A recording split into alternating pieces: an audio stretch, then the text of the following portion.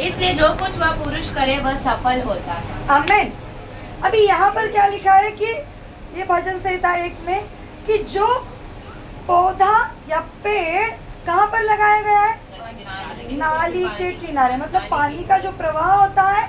Aunty आपको समझ में आता है ना? तो उसके प्रवाह के किनारों पर क्या किया है? वो लगाया गया। तो अगर ये एक पौधा या पेड़ नाली के किनारे लगाया गया है तो उसमें क्या आता है? फल आता है। मराठीमध्ये काय लिहिलंय? तो त्याच्या हंगामी काय करेल? फळ दे। उसके ऋतु में वो क्या करता है? फलता है। उसका एक समय है।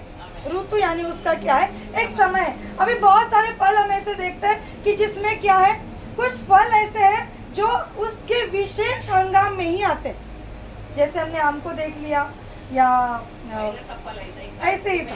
और केला को देखिए या नींबू को देखिए तो वो क्या है? वो हमेशा आता है। मतलब ऐसा कोई भी फल नहीं है कि जो इसी ऋतु में आएगा और नेक्स्ट साल नहीं आएगा। तो हर साल वो क्या करता है? अपने ऋतु में आता ही आता है।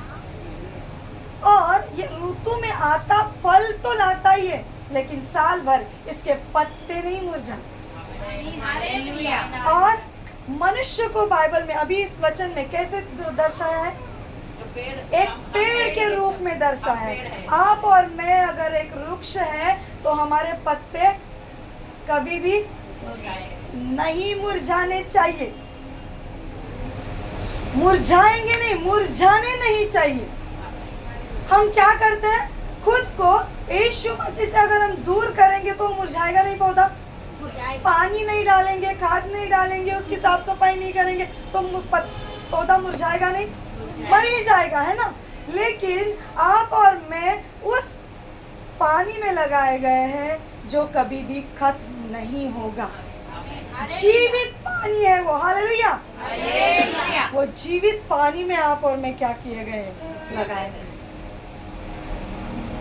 और ये सबसे बड़ी हमारे लिए क्या है? आनंद की बात है कि हम बहती हुई सार्वकालिक कभी भी खत्म ना होने वाली पानी में लगाए गए। हालेलुया। समझ में आ रहा है? नए नियम में हम जाएंगे तो अंजीर के पेड़ को देख के प्रभु ने क्या बोला? क्यों शाप किया? उसमें फल नहीं है। नहीं, वो डाक लता की बारी में बोला। अंजीर के पौधों को जब देखा था तो उसमें फल ही नहीं आया, क्योंकि तभी तो यीशु मसीह को भूख लगा था। तो भी क्या बोला कि पहले उसको देख के क्या बोला? फल चाहिए। भूख लगाए करके देखने के लिए गए, लेकिन उसके ऊपर कोई भी फल नहीं है। तो उसको क्या किया? शाप दे दिया। और शाप देने के बाद जब चले वापस आए तो क्या देखते हैं? वो सूख गया, पूरा सूख गया है वो पूरा। हम हमारे जीवन में प्रभु से दूर हो जाने के बाद एक ऐसे मरे हुए पेड़ जैसी अवस्था हो सकती है। ये साल अगर प्रभु ने हमारे जीवन में बढ़ा के दिया है तो हमारे अंदर वो फल और पत्ते दोनों आना बहुत जरूरी है। पत्ते हमें रखते हैं छाया में और फल हमें रखता है पोषक तत्वों में। समझ में आया? आप सोचेंगे फल बहुत जरूरी है, खाना बहुत जरूरी है, लेकिन पत्ते भी क्या है? जरूरी है। फूल आएगा। और पत्ते का दूसरा भाग क्या है कि वो हमें छाया देते हैं। वो जानवरों को भी इस्तेमाल, अलग अलग बातों के लिए पौधों का इस्तेमाल होता है। आपके और मेरे बीच में पत्ते भी हैं। इसका मतलब हम एक दूसरे के ऊपर कृपा कर सकते हैं, वो छाया कर सकते हैं, एक दूसरे को संभाल सकते हैं, एक दूसरे को ख्याल कर सकते हैं। और हमारे अंदर अगर फल आए हैं तो वो हमें प्रभु में बढ़ाते हैं और दूसरों को बढ़ाने भी मदद करते हैं। Hallelujah, hallelujah. और लूका के अध्याय 13 में जो हमने कल भी देखा, आंटी जी के घर में भी हमने देखा कि हमने वहां पर क्या देखा? अंजीर का पौधा तो लगाया है, खेत का मालिक है यहाँ पर, और एक उसको संभालने वाला माली भी है। और खेत का मालिक आके माली से कहता है ये पेड़ से मुझे क्या चाहिए? अभी फल चाहिए। फल को देखने के लिए वो आया तो है, लेकिन फल नहीं है। फल है फल नहीं है। माली से कहता है कि इसको उखाड़ कर फेंक दे। पढ़िए उसको 7 को पढ़िए, 13 की 7 को। तब उसने बारी के रखवाले से कहा, देख 3 वर्ष से मैं इस अंजीर के पेड़ में फल ढूंढने आता हूँ, परंतु नहीं पाता। इसे काट डाल कि यह भूमि को भी क्यों रोके रहे। हालेलुया। आपको इसके पीछे का रहस्य पता है? ऊपर देखिए, आपके इसके पीछे का रहस्य पता है क्या?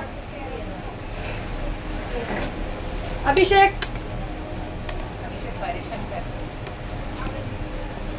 क्या है इसके पीछे? ये 3 साल जो है, जैसे हमने बहुत बार सुना कि बपतिस्मा लेने के बाद के 3-4 साल जो है, हमें क्या करना है? प्रभु में बढ़ना है, प्रभु में बढ़ते जाना है, उनके वचन को ग्रहण करना है, समझना है, उसके ऊपर मनन करना है, चिंतन करना है। जैसे बच्चा पैदा होने के बाद 3 साल तक पूरा खाना खाने के लिए क्या हो जाता है? वो तैयार हो जाता है। आप और मैं जब बपतिस्मा लिया तभी 1 दिन के थे, लेकिन उसके बाद 3-4 साल तक हम वैसे ही साधारण क्या बोलते हैं, उदाहरणों के द्वारा या दाखलों के द्वारा समझने वाले होते हैं। लेकिन जैसे जैसे दिन बढ़ते जाएंगे, साल बढ़ते जाएंगे, हमें रहस्यों को समझना है, उसके पीछे के मिस्ट्रीज को समझना है, वचनों के पीछे परमेश्वर ने अद्भुत बातों को जो छुपा के रखा है वो भी हमें क्या करना पड़ेगा? समझना पड़ेगा। जब तक हम मटन मच्छी हार्ड फूड नहीं खाएंगे, हमारे अंदर ताकत आएगा इस शरीर में? कितना संभालते हैं हम इस शरीर को? अच्छा वस्त्र पहनाते हैं, अच्छा छत दिलाते हैं, अच्छा घर दिलाते हैं, उत्तम से उत्तम बातों को इस शरीर को हम पहुंचाते है ना? पहुंचाते ही कि नहीं? लेकिन ये चमड़ी और मांस के शरीर को हम इतना ध्यान दे के संभालते, 4 बाल्टी पानी डाल के सुबह नहलाते, फिर मुलायम टॉवेल के साथ पोंछ के अच्छे वस्त्र पहन के, है ना? लेकिन ये बात हो गई हमारी शरीर की, शारीरिक शरीर की ना सिस्टर. प्रतिबळ लिहून ठेवा, घरी गेल्यावर परत रीड करा. आता लक्ष द्या, समजून घ्या पहिले. तो आत्मिक शरीर के बारे में हमने कब सोचा है? आत्मिक शरीर को क्या भोजन चाहिए? आत्मिक शरीर को क्या पानी चाहिए? आत्मिक शरीर हमसे क्या मांगता है? कभी सोचा है? अब आप बोलेंगे आत्मिक शरीर को देखा ही नहीं तो किधर से पता चलेगा, है ना? आत्मिक शरीर दिखेगा नहीं, उसके लिए आत्मिक आंखें खुलनी बहुत जरूरी है. एक बार आपने बपतिस्मा ले लिया तो उसकी आत्मा आपके अंदर है. अगर आपके अंदर परमेश्वर की आत्मा है तो आपको किसकी रीति पर चलना है? परमेश्वर की रीति, किसके वचन के साथ चलना है? किसकी आज्ञाओं को मानना है? परमेश्वर की आज्ञा. वचन क्या कहता है पता है? अगर आप मुझसे प्रेम करते हो तो आप मेरी आज्ञाओं को मानोगे. अगर हम उनकी आज्ञाओं को नहीं मान रहे तो इसका मतलब हम प्रभु से प्रेम नहीं कर रहे. फिर हम क्या कर रहे हैं? खुद को फंसा रहे. हमें खुद को फंसाना नहीं है, हमें परमेश्वर की आज्ञा को मानना है. और विशेष करके आत्मिक मानना, आत्मिक भोजन हमें क्या करना है? ग्रहण करना. आत्मिक भोजन क्या है? आत्मिक भोजन क्या है? परमेश्वर का वचन है. रोज वचन पढ़ने वालों से शैतान डरेगा? 2-3 दिन से हम सुन रहे हैं. रोज बाइबल लेके घूमने वालों से शैतान डरेगा? रोज थोड़ी थोड़ी प्रार्थना करने वाले लोगों से शैतान डरता है? डरेगा क्या? नहीं डरेगा. क्यों नहीं डरेगा? क्योंकि हम प्रार्थना नहीं करेंगे, थोड़ा ही करेंगे तो उसमें क्या फल मिलेगा? क्या फल मिलेगा? बराबर. तो पौधा थोड़ी फल लाता है. थोड़ा पानी डाला हुआ पौधा फल नहीं लाता है, बोला सिस्टर ने. तो अभी पानी कितना चाहिए? भरपूर चाहिए, पौधे के बराबर चाहिए. पौधे के बराबर, उसके हिसाब से, उसके मुख उम्र के हिसाब से, उसके गड्ढे के हिसाब से पानी चाहिए. यस आमीन. हालेलुया. हालेलुया. और उसके लिए आत्मिक मानना ये है कि हम परमेश्वर के वचन को ग्रहण करें, उसकी वचन को आज्ञाओं को माने, उसके ऊपर चले। जैसे ही आप परमेश्वर की वचनों को मानना शुरू करेंगे, उसके ऊपर चलना शुरू करेंगे, तभी शैतान समझ जाएगा कि आप उसके लिए अभी खतरा हो। जब तक हम आज्ञाओं को नहीं मानेंगे, जब तक हम घुटनों पे नहीं आते, हम उपवास में दृढ़ नहीं रहते, शैतान आपसे नहीं डरेगा। वो सिर्फ देखता रहेगा। आदम और हवा को हमने देखा है, वो दिन और रात प्रभु के साथ चलते रहे, लेकिन फिर भी फंस गए। आज्ञा तोड़ी है वहां पर। क्यों? क्योंकि हवा ने उस फल को खा लिया। इसका रहस्य अलग अलग है, लेकिन पहली बात वहां पर क्या हुई है कि उसकी आज्ञा को क्या किया है? तोड़ा गया है। जैसे ही आज्ञा को तोड़ा जाता है, शैतान एंट्री करता है। हम खुद उसके लिए क्या करते हैं? दरवाजे को खोल के देते हैं, आजा भाई, मेरा घर तेरे लिए खुला ही है। चर्च में जाके अभी साफ सफाई करके वापस लेके आए हैं, वापस से आ जाना। हम फिर से गुस्सा करेंगे, चिड़चिड़ापन हमारे अंदर आता है, हम बोलते हैं अभी बाद में क्षमा मांग लेंगे। परमेश्वर दया करता है, परमेश्वर सतत दया करत राहणार नाही, लक्षात घ्या। एक दिवस तो अग्नीचा क्रोध येणार, एक दिवस ती अग्नी भडकणार। म्हणून स्तोत्रसंहिता काय वाचलं? परत वाचा शेवटची वचन, फिर से पढ़िए आखिरी का वचन। भूसी के समान, क्योंकि यहोवा धन 5 दुष्ट, चौथा ना, 4 से। दुष्ट लोग ऐसे नहीं होते, वे उस भूसी के समान होते हैं हालेलुया। जो पवन से उड़ाई जाती है। दुष्ट लोग कैसे होते हैं? भूसे के समान। भूसी के समान है वो। मतलब यूहन्ना की किताब 15वां अध्याय वचन 7 में अगर आप देखेंगे, लिख के रखना, कोई भी बाइबल में ढूंढते मत रहो, फिर ढूंढने से क्या होता है? आपका ध्यान भटक जाएगा। वहां पर लिखा है कि ऐसा पौधा जो फल नहीं लाता है, उसको काट दे। यूहन्ना 15 का 7। तो क्या है वहां पर? वो काट के सूख जाएगा, और सूखने के बाद उसको निकाल कर क्या किया जाएगा? अग्नि में डाल दिया जाएगा। और यहाँ पर क्या कहता है?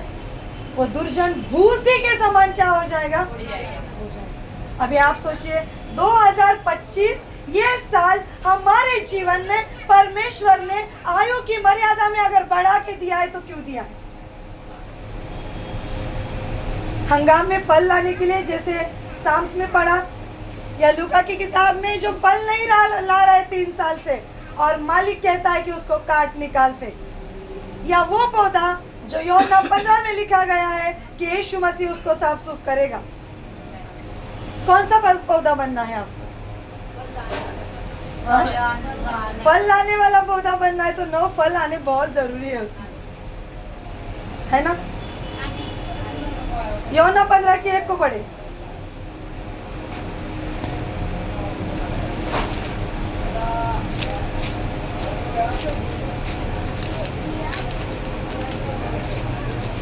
सच्ची दाखलता मैं हूँ और मेरा पिता किसान है।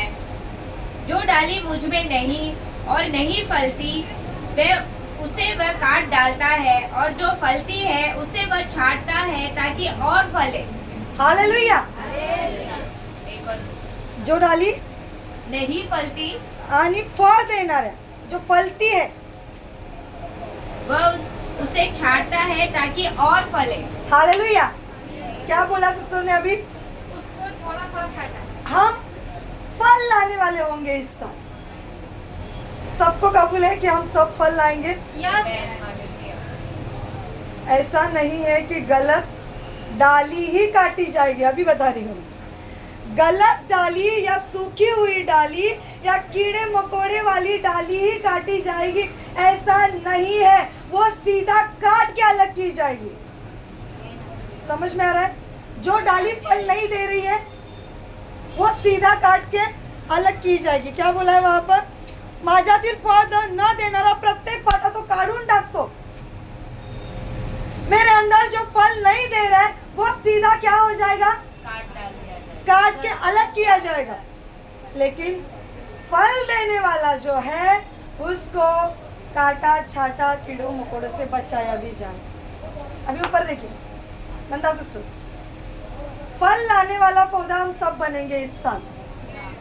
लेकिन फिर कटिंग, छटाई, कीड़े मकोड़े मारने वाली कड़वी दवाई वो भी छिड़का जाएगा। चलेगा?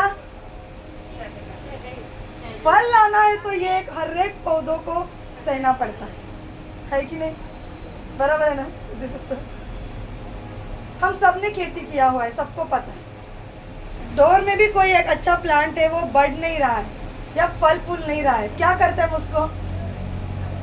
क्या करते हैं?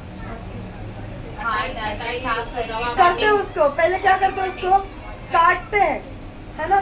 पहले उसके कीड़े मकोड़े वाले पौधे निकालते हैं, फिर उसके साथ क्या करते हैं, उसकी जो छोटी छोटी डंडियां होती उसको भी काटते हैं। बुरा लगता है काटते समय ना आंटी?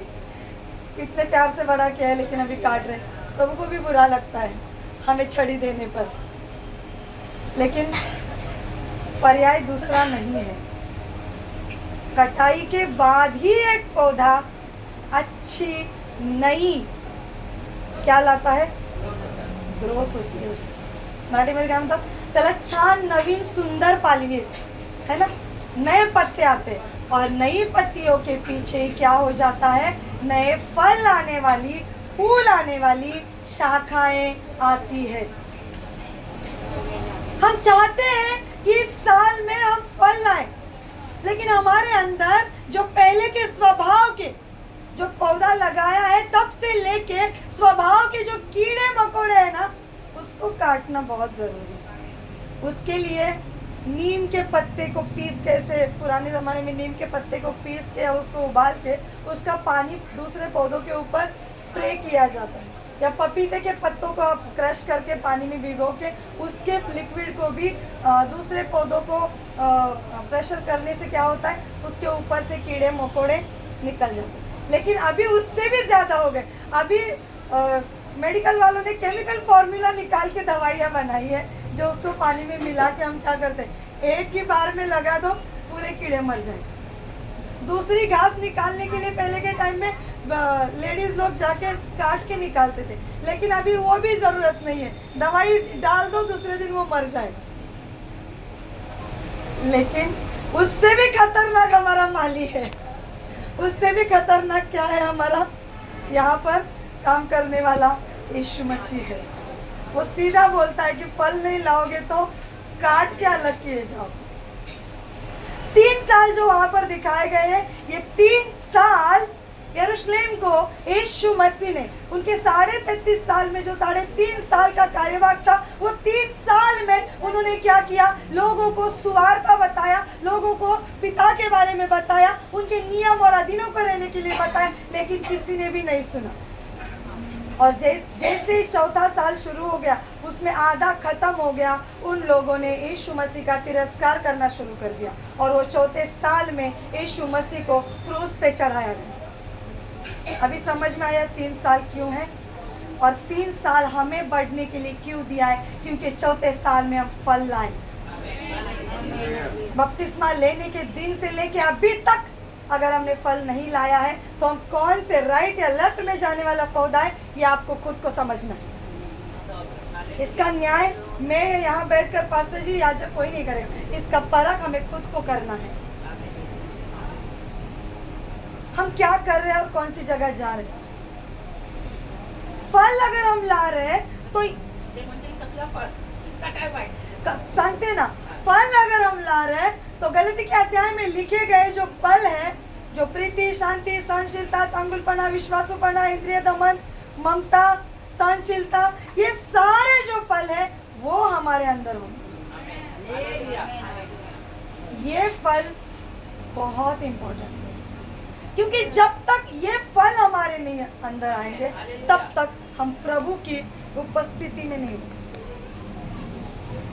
हम बाहरी दुनिया में जी रहे, क्यों?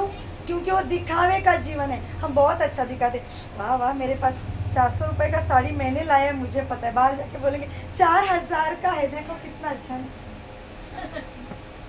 फिर घर में जाके ये फल नहीं है, ये झगड़ा लगाने वाली आत्मा है, दूसरे को जलन करने वाली आत्मा है। इसीलिए हम जो साधारण वस्त्र यहाँ पर पहन के आते हैं, इसका अर्थ यही है कि हम एक दूसरे को ईर्ष्या में ना जलाएं कि उसके पास अच्छा है मेरे पास। हमने जो गहने पहनना या बहुत अच्छा मेकअप करके रहना जो छोड़ा है दुनिया की रीति पर, वो इसलिए है कि हम दूसरे को पाप की अभिलाषा में ना गिराएं। हमारे वस्त्र यहाँ से कटे फटे नहीं है। क्यों? क्योंकि सामने वाले पुरुष या पुरुष स्त्री को कोई भी आंखों की मोह से लेके पाप में ना गिराए। ये गलत फल है जो हम हमेशा हमारे जीवन से निकालें। लेकिन प्रभु की इच्छा है कि हम अच्छे फल से फले। इसलिए हमें, अगर ये साल प्रभु ने हमारे जीवन में दिखाया है, तो ये साल में हमें अच्छे फल को लाना है। और अगर हम अच्छे फल को लाने के लिए तैयार हैं, तो हमारे लिए कटनी भी उतनी ही होगी। हमारे जीवन में जो स्वभाव, जो इच्छा प्रभु को पसंद नहीं है, ऐसी सारी बातें हमारे जीवन से काटना बहुत जरूरी है। मन की कड़वाहट को लेके हमारे अंदर कोई भी विचार नहीं आना है। हालेलुया। और क्या कहता है वो? फळ यावे म्हणून तो प्रत्येक फाट्याला साफसूफ करतो। वो खाली दवाई नहीं छिड़कता है, वो काट के उसको क्या करता है? साफ सूफ करता है। मी तुम्हा सर्वाविषयी बोलत नाही, जे मी निवडले ते मला माहीत आहे। तरी ज्याने माझे अन्न खाल्ले त्यानेही माझ्यावर लात उगारली आहे। ये बहुत डेंजर। क्या कहा है? तुम्ही जे वचन मी तुम्हाला सांगितले आहे त्यामुळे तुम्ही शुद्ध झाला आहात। तुम तो उस वचन के कारण जो मैंने तुमसे कहा है शुद्ध हो। हालेलुया। जो वचन के द्वारा हमें क्या करना है, मतलब ये जो कटाई है, ये जो दवाई छिड़कना है, ये सारी शुद्धता हमारे अंदर कहाँ से आएगी? वचन से आएगी। वचन हमें दिखाता है कि तुझे झूठ नहीं बोलना है। वचन तुझे दिखाता है कि आंखों से व्यभिचार नहीं करना है। वचन हमें दिखाता है कि मन की मोह और अभिलाषा में नहीं जाना है। वचन हमें दिखाता है कि तुझे पाप नहीं करना है। ये क्या करता है? हमें शुद्ध करता है। ज्योति सिस्टर, क्या करता है? हमें शुद्ध करता है। वचन क्या कहता है? कि वो वचन से तुम क्या हो गए? शुद्ध हो गए। तुम्ही माझ्यामध्ये राहिलात आणि मी तुम्हामध्ये राहील। जसे पाटा वेलीत राहिल्या वाचून फळ देता येत नाही, तसे तुम्ही माझ्यामध्ये राहिल्या वाचून फळ देता येत नाही। हिंदी में पढ़ना सिस्टर। तुम मुझ में बने रहो और मैं तुम में। जैसे डाली यदि दाखलता में बनी ना रहे तो अपने पास से नहीं फल सकती। हालेलुया। एक बेल जो है, अभी हमने पौधों को देख लिया, पेड़ को देखा, अभी ये बेल है। दाखलता की क्या है? ये बेल है। और यीशु मसीह कहते हैं कि जब तक आप मुझ में नहीं रहोगे तब तक आप फल नहीं दे पाओगे। हम डालियां हैं, हम क्या है? उसकी अलग अलग ब्रांचेस है। और यीशु मसीह क्या है? मेन स्टेन है, मेन ब्रांच है। अभी हम सोचेंगे उसके अंदर रहने से कैसे फल होगा। एक पौधा जब खड़ा होता है, उसकी सारी डालियां अकेले से फलवंत होती है? नहीं, वो रूट से लेके क्या होती है? उसके अंदर तक वो पानी, ताकत, शक्ति, पूरा सब कुछ है, वो रूट से जाता है। यीशु मसीह में हम, वो यीशु मसीह ऐसा स्टेन है या डाली है जिससे हमें जीवन का रस मिलता है। हालेलुया। हालेलुया। जीवन की कृपा, जीवन की सामर्थ्य उनके अंदर से हमें मिलती है। इसलिए प्रभु कहता है कि जब तक आप मुझ में बने नहीं रहोगे आपके अंदर फल नहीं है। क्योंकि यीशु मसीह के अंदर वो फल है, यीशु मसीह के अंदर वो 9 फल सारी कृपा को दर्शाता है, इसलिए वो फल हमारे अंदर आएंगे। अगर हम उसके अंदर नहीं है, ऐसा कोई भी फल हमारे अंदर नहीं आएगा। ये मैं नहीं कह रही हूँ, वचन कहता है स्पष्ट रीति से, अगर हम डाली में नहीं है, वो दाखलता में नहीं है, तो हम फल नहीं दे पाएंगे। हमारे अंदर वो जीवन रस आएगा, हमारे अंदर वो प्यार आएगा। आप सोचिए, हम बपतिस्मा लेने से पहले जब हम परराष्ट्रीय लोगों के जैसे थे, क्या हमारे अंदर तब इतना प्यार था जो हम अभी कर रहे हैं?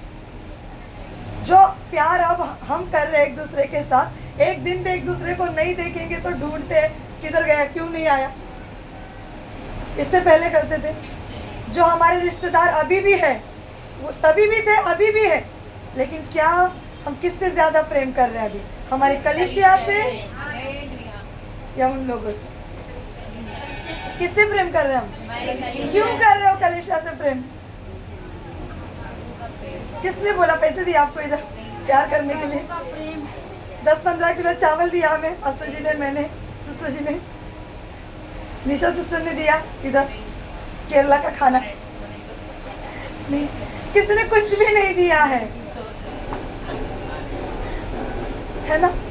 मिथिलेश ब्रदर की वाइफ हमारे बीच में 1 महीने से है, यूपी से कुछ हमने अलग से लिया है नहीं, लेकिन फिर भी एक दूसरे से हम इतना प्यार करते हैं, एक रियल ब्लड से भी ज्यादा। क्यों? क्योंकि ये प्रभु का प्रेम है जो हमारे अंदर दिया गया है। Hallelujah, hallelujah. क्योंकि ये क्या है? प्रभु का प्रेम है, पर प्रभु ने हमारे अंदर दिया है। और वो जो वचन साफ, सीधा हम आगे जाएंगे, 5 और 6 वचन में लिखा है कि आप सबसे ज्यादा फल दे सकते हैं। तुम्ही काय कराल? पुष्कळ फळ द्याल। कधी? जेव्हा तुम्ही प्रभु मध्ये राहाल। जब आप प्रभु में रहेंगे आप ज्यादा फल देंगे। और जो फल नहीं देता, 6 वचन में लिखा है कि कोणी माझ्यामध्ये राहिला नाही। सिस्टर पढ़ना। यदि कोई मुझ में बना ना रहे तो वह डाली के समान फेंक दिया जाता और सूख जाता है, और लोग उन्हें बटोर कर आग में झोंक देते हैं और वह जल जाती है। Hallelujah, hallelujah, hallelujah. हालेलुया। समझ में आया? यस। जो डालियां फल नहीं देंगी, जो प्रभु में नहीं रहेंगी, वो क्या हो जाएंगी? ऐसी डालियों को लोग क्या करेंगे? क्या बोला यहाँ पर? लोग छाट कर सुखाने के लिए डाल देंगे। और सूखा हुआ डाली किधर जाएगा? उसका दूसरा कुछ इस्तेमाल है? नहीं। आप बोलेंगे घर बनाएंगे हम उससे। नहीं। डालियों से घर नहीं बनता, स्टेम से घर बनता है। उसकी शाख से, बड़ी जो शाखा से, जो मेन बुंदा होतो, बुंदा असतो मराठीमध्ये काय म्हणतात त्याला? मेन बुंदा, मेन झाड जे असतं, ज्याचं मोठं लाकूड बनतं, त्याच्यापासून घर बनतात। बारीक फांद्यांपासून कोणीही घर बनवत नहीं। इसलिए छोटी जो डालियां है वो क्या हो जाएंगी? आग में झोंक जाएंगी। जो भजन संहिता हमने पढ़ा उसमें भी वही लिखा है कि दुर्जन ऐसी आग में क्या हो जाएगा? जलकर राख हो जाएगा। इस साल में अगर हम सोचना है कि हम वो भजन संहिता 1 के जैसे हम अपने हंगाम में फल दे रहे, या वो अंजीर का पौधा जिसमें यीशु मसीह ने फल ही नहीं देखा और वो शाप के द्वारा जल के नाश हो गया, ये तीसरा अंजीर का पौधा जिसमें फल नहीं है तो 3 साल के बाद उखाड़ने की आज्ञा दी, लेकिन वो जो माली है, संभालता है पौधों को, यीशु मसीह को उस वचन में माली के तौर पर दर्शाया गया है और पिता को मालिक के तौर पर। और उस माली ने, जो यीशु मसीह ने उस पिता के हृदय को जान के क्या बोला है कि 1 साल तो इस पौधे को रहने दो, मैं इसके चारों ओर खोद के उसको खाद पानी देकर 1 साल उसको बढ़ाता हूँ। अगर बाद में ये फल नहीं दे तो आपकी मर्जी से आप इसको निकाल देना। वो पुत्र, मतलब जो वो माली है, वो माली ने वो अधिकार खुद के पास नहीं रखा है कि इस पौधे को रखना है या नहीं रखना है। मराठीमध्ये काय लिहिलंय? जैसे आप, जसं आपण म्हणाल तसं आपण त्या झाडाचं करू। पिता के हाथ में वो अधिकार है कि उसको काटना है, उखाड़ के रखना है या छांटना है। हमें आज तय करना है कि हम इस साल में कौन सा पौधा बनेंगे, फल देने वाला, हंगाम में फल लाने वाला, या हमेशा फल देने वाला, या शाप से मरकर कभी नहीं फल देने वाला। और तीसरा सबसे महत्वपूर्ण, जो यीशु के अंदर रहता है, वो कटाई, छटाई, बुनाई के बाद में भी फल देगा, वो है परमेश्वर के अंदर रहने वाला पौधा। हालेलुया। आप और मैं वो डाली होना है इस साल जो हमेशा प्रभु के अंदर रखकर फल देने वाला। हालेलुया। इस वचन के द्वारा प्रभु आप सभी को आशीषित करें और आगे का समय हम पास